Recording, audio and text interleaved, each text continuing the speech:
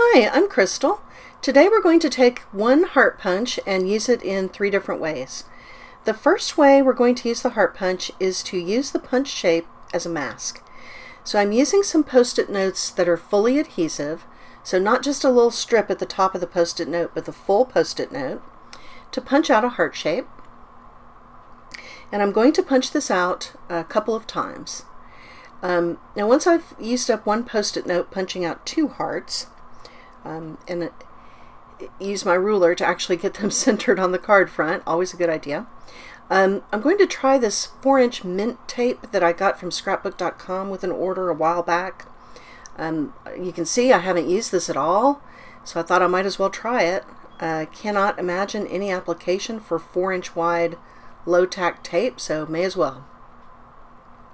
So it'll be interesting to compare how the post-it does compared to the mint tape.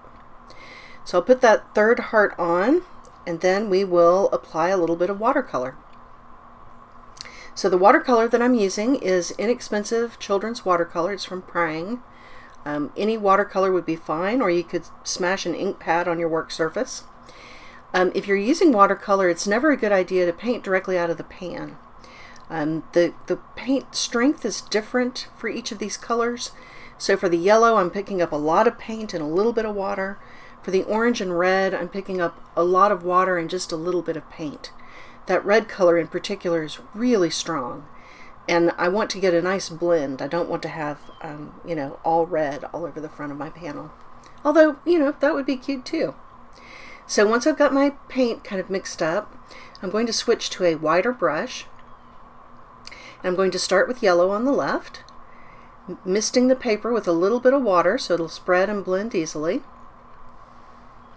And I'm applying the yellow, and you can see that I'm going to use basically all of that yellow color all the way across the page, and then I'm going to pick up most of the orange paint, and then I'm going to take almost none of the red paint. It's just a really strong color.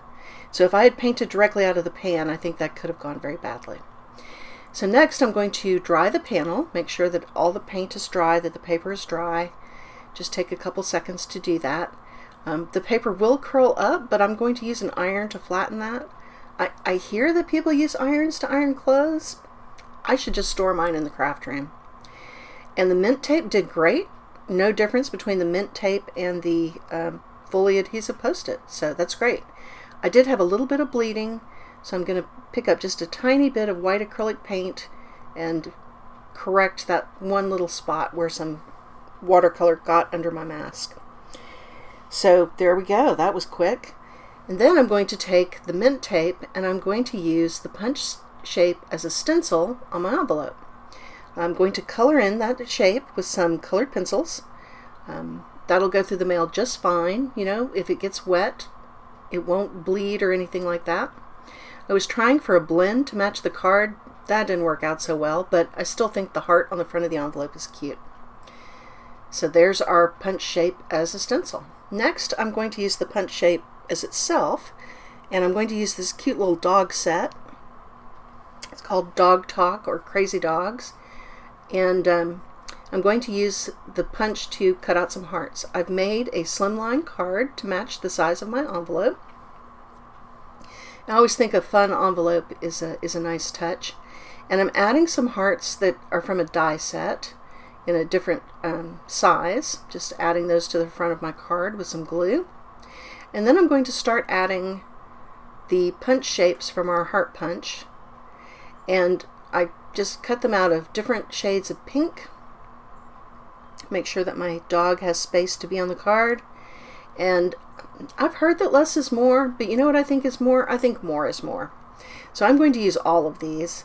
And this card is for a friend of mine who has a rescue dog, and I think she's felt a little uncertain about whether the dog is happy, but he clearly adores her.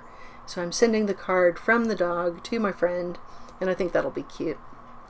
So I'm adding my little dog at the bottom and continuing to add all the hearts, just filling up the front of that fairly large card.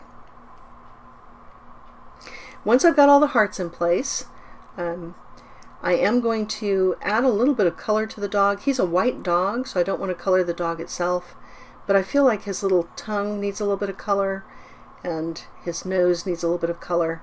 So I'll do that with colored pencils. Very quick and easy. A little bit of color on the tongue and nose, and dog tack. Then, of course, we've got some extra heart hanging off the side of the card, so I'm going to cut that off. And micro serrated scissors are ideal for this. They don't have to be name brand Tim Holtz micro serrated scissors, but I would definitely look into those serrated scissors. Highly recommend. And that's it. Those are our projects for our heart punch. Thank you for joining me today.